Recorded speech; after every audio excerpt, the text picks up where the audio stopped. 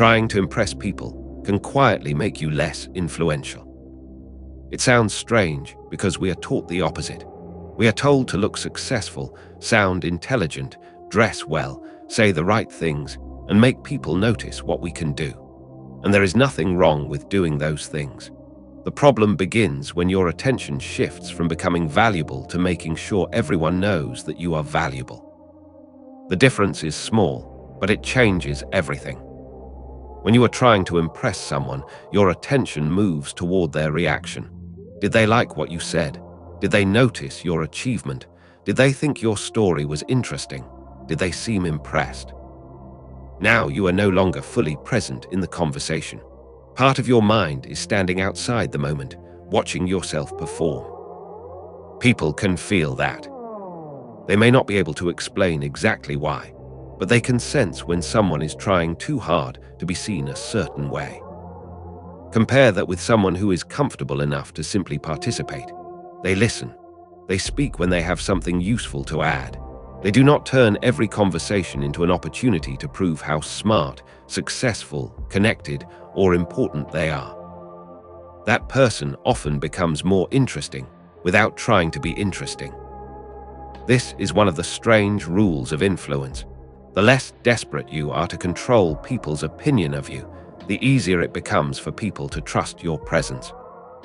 The idea is not new. More than 2,000 years ago, Stoic thinkers placed a strong focus on separating your own actions and character from the opinions of other people. Marcus Aurelius, for example, repeatedly reminded himself to focus on living well rather than chasing praise. The lesson is useful today because approval can become a trap when it becomes the reason behind everything you do. Imagine a workplace where someone constantly talks about how hard they work. They mention the late nights, the difficult projects, the people they have helped, and the sacrifices they have made.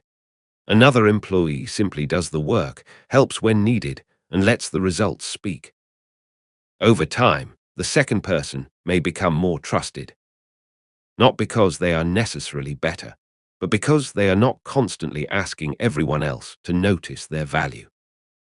There is a big difference between showing your work and advertising yourself. Showing your work says, "Here is what I created." Trying to impress says, "Please notice what this says about me."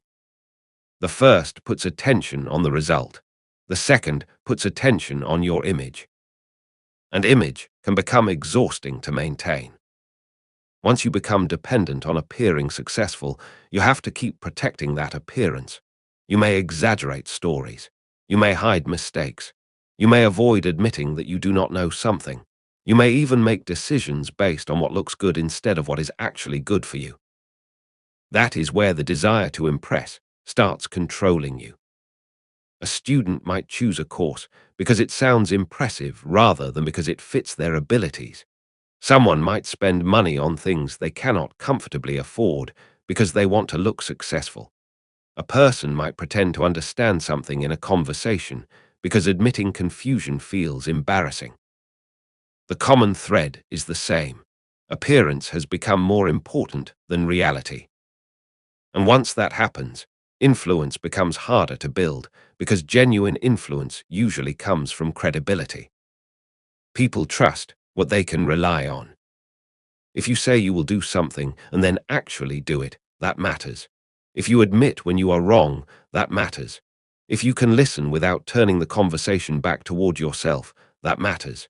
If you stay calm when things go badly, that matters. None of these behaviors are flashy, but they build something much stronger than attention. They build weight. When your words repeatedly match your actions, people start taking you seriously without needing a performance from you. This is also why listening can be more influential than talking.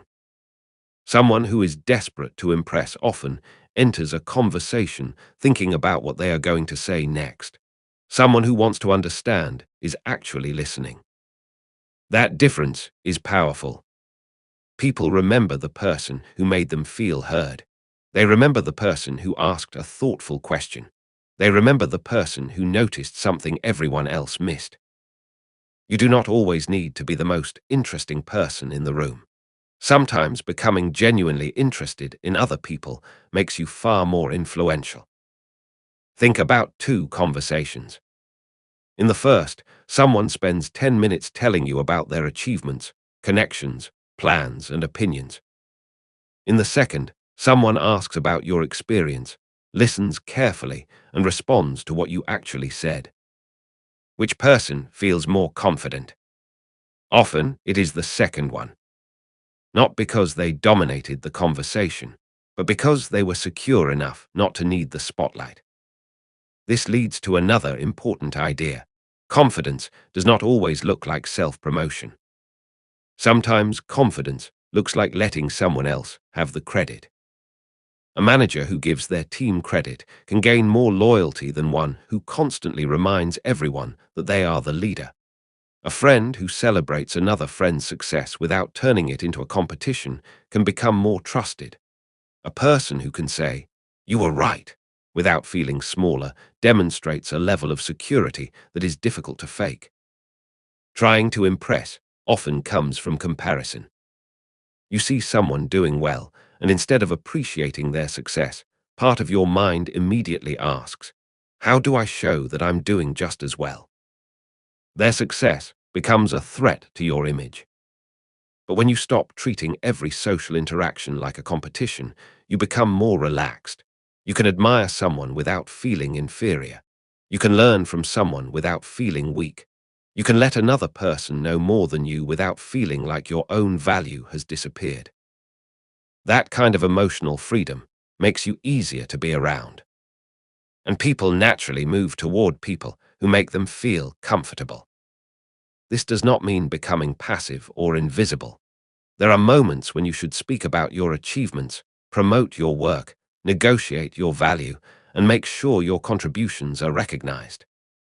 The difference is intention. If you have built something valuable, you should be able to explain it clearly. But you do not need to turn every interaction into a sales pitch for your identity. Let your work be visible without making your entire personality a billboard. There is another reason this matters. Trying too hard makes you easier to manipulate. When someone knows you desperately want approval, they know exactly what buttons to press. Praise can make you agree to things you normally would not accept. Criticism can make you overreact. A compliment can make you trust someone too quickly.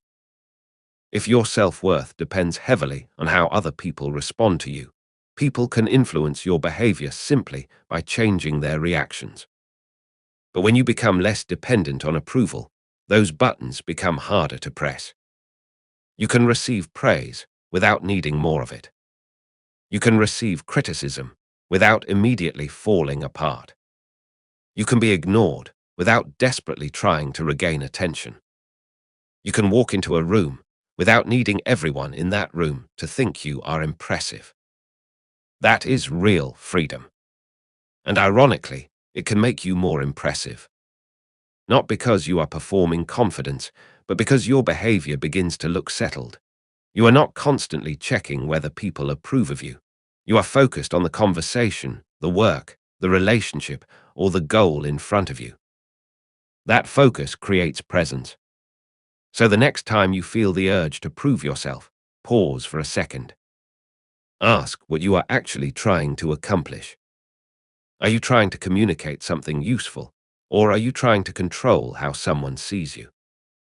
Are you sharing an achievement because it matters to the conversation, or because you need recognition? Are you defending your opinion because you believe it, or because being wrong feels unbearable? Those questions can reveal a lot. You may discover that some of the things you do to appear confident are actually coming from insecurity. And once you see that, you can change them. You can stop explaining every decision. You can let some achievements remain private. You can listen without preparing a performance. You can admit when you do not know. You can allow someone else to be better at something. You can walk away from conversations where you feel the need to prove your worth. None of this makes you smaller. It removes the pressure to constantly convince everyone that you are enough. And that is where influence begins to change. You stop asking, how can I make them impressed with me? You start asking, how can I become someone worth listening to? Those are completely different questions. One is about appearance. The other is about substance. When you choose substance, your confidence becomes quieter, your relationships become more honest, and your presence becomes less dependent on attention. Eventually, people may not remember every impressive thing you said. They will remember that you were reliable, that you listened, that you stayed calm, that you knew what you were talking about, that you did not need to make every room revolve around you. And that is the kind of influence that lasts. You do not have to make people impressed with you. Become useful, become trustworthy, become skilled, become calm, become someone whose actions consistently match their words. Then let people decide what they think. Because the moment you stop needing to impress everyone, you become free to focus on something far more powerful. Becoming genuinely worth noticing.